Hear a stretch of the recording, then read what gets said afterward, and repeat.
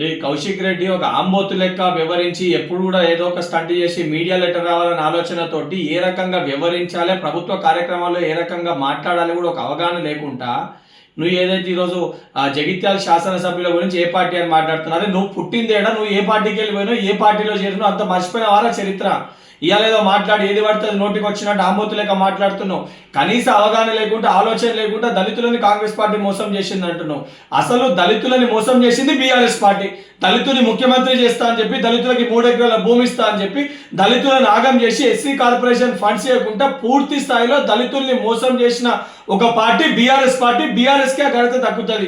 సిగ్గుశరం లేకుంటే ఇలా మాట్లాడుతున్నావు.